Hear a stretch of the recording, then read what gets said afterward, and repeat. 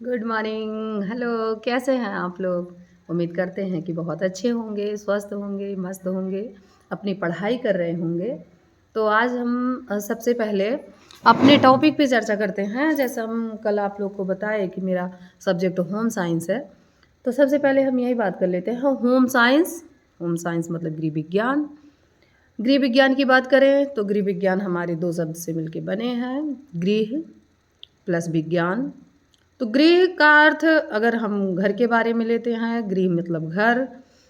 तो घर, एक तो हम ईंट पत्थर का मकान बनवा लेते हैं, वो हमारा मकान होता है। हम कभी नहीं कहते कि हम अपने मकान पे जा रहे हैं। हमारे पास कैसा भी घर हो, छोटा हो बड़ा हो, जहाँ हमारा परिवार रहता है, जहाँ हम एक दूसरे की भावनाओं का सम्मान करते हैं, एक दूसरे की ज़रूरतों का ख्याल रखते हैं, वो हमारा घर कहलाता है।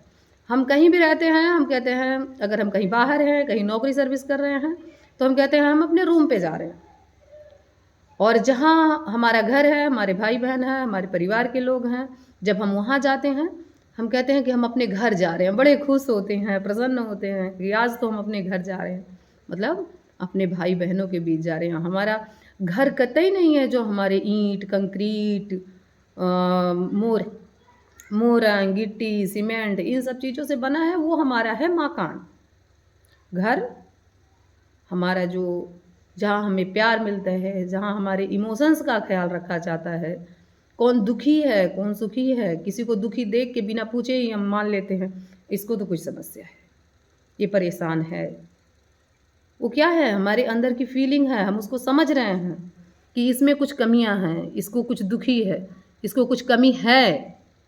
सॉरी, कमियां नहीं, इसको कुछ कमी है, किसी भी चीज़ की कमी है। चाहे इसको पढ़ाई लिखाई से रिलेटेड कोई किसी चीज़ की कमी है, चाहे इसकी इमोशंस के साथ कुछ प्रॉब्लम हुई है, कुछ ना कुछ इसको प्रॉब्लम है। एटलीस्ट हम ये मान के चलते हैं कि कुछ ना कुछ इसको समस्या है। अगर कोई खुश है तो भी हम पूछ लेते हैं क्या बात है, आप तो बड़े खुश लग रहे हैं, आप तो बहुत अच्छी, आपको देख के मुझे भी खुशी हो रही है, बहुत अच्छी फीलिंग आ रही है। किसी को हँसता देख के हम ऑटोमेटिकली हँसने लगते हैं क्योंकि वो खुश है, इसलिए हम भी खुश हैं। कई बात हम कहना चाहते हैं, इसलिए भी रुक जाते हैं कि खुश हैं, तो भाई हम भी खुश हैं, ऑटोमेटिक सभी परिवार खुश हो जाते हैं।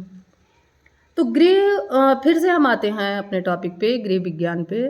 तो गृह मतलब घर, घर मतलब हमारा सम्मान, हमें प्यार, हमारे इमोशंस का ख्याल। कतई नहीं कि जो हमारा ईंट गिट्टी मोरंग यानी इन मटेरियल को मिला के बनाया गया है, वो होता है हमारा मकान। होम हौसले से बना हो जो, वो हमारा होम है, वो हमारा घर है।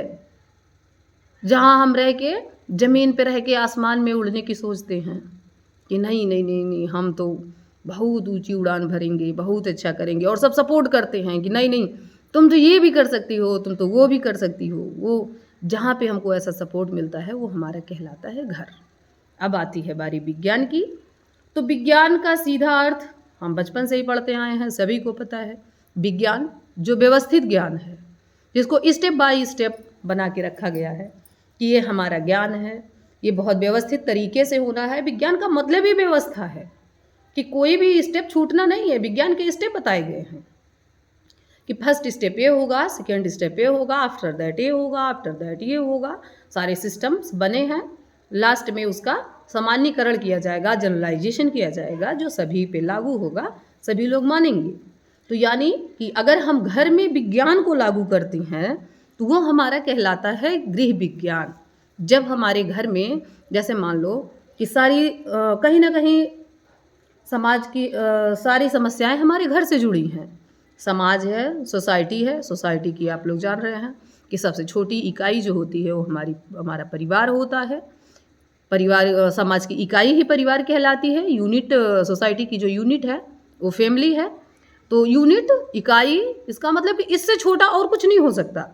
परिवार परिवार परिवार परिवार से मिलके ही हमारा समाज बनता है, और उस समाज में सब रीति रिवाज कायम किए जाते हैं कि मानव जीवन व्यवस्थित तरीके से चलता रहे। तो जब हम उसमें विज्ञान को लागू करते हैं, जैसे हम भोजन बना रहे हों, तो उसमें हमें कितने न्यूट्रिशन की ज़रूरत है, कितने पोषण की ज़रूरत है, उसके बारे में हम बात करते हैं। तो ये समझ आता है कि कोई बच्चा कुपोषित है, कोई अतिपोषित है। कुपोषित मतलब उसको प्रॉपर न्यूट्रिशन नहीं मिल पा रहा है। पोषित है मतलब कि वो ज़्यादा पा गया है, उसको ज़्यादा पोषण मिल रहा है, अति संरक्षण में है, हरदम देख-रेख हो रहा है कि हाँ, ये खाना है, ये खाना है, ऐसे करना है। तो वो भी एक कुपोषण के ही उसमें स्टेप में आता है, उसका भी एक कुपोषण का ही स्टेज है। वो बैलेंस नहीं है, संतुलित नहीं है, उसका भी स्टेज क्या है? एक कुपोषण का ही है। क्योंकि कोई अति न्यून मात्रा में, बहुत ही कम मात्रा में पोषण पा रहा है, कोई ज़्यादा मात्रा में पोषण पा रहा है। तो जो हमारी पोषण की स्थितियाँ हैं, वो भी हमें एक स्वस्थ व्यक्ति कैसा होना चाहिए? जिसमें ना न्यून पोषण हो, ना अति पोषण हो। वो क्या कहलाता है? एक बैलेंस, एक संतुलित पोषण है। एक बैलेंस पोषण है, ना तो हमारे शरीर में पोषक तत्वों की कमी है, ना तो अधिकता है। अगर कमी होगी, तो भी हमें रोग घेरेंगे, अगर ज़्यादा होगी, तो भी हमें रोग घेरेंगे। तो इससे ये आता है समझ में हमें कि जब हम अपने भोजन में, भोजन बनाने के तरीकों में, भोजन संरक्षित रखने की विधियों में जब हम विज्ञान को ऐड करेंगे, तो हमारा पोषण, हमारा मानव जीवन सबसे बढ़िया तरीके से चलेगा। हमारा परिवार बढ़िया होगा, हमारा परिवार बढ़िया होगा, 1 परिवार, 2 परिवार, समाज अच्छा होगा, सभी स्वस्थ होंगे और स्वस्थ दिमाग में ही स्वस्थ शरीर में ही स्वस्थ दिमाग का निवास होता है। A sound mind live in sound body, कि स्वस्थ शरीर में ही स्वस्थ मस्तिष्क का निवास होता है।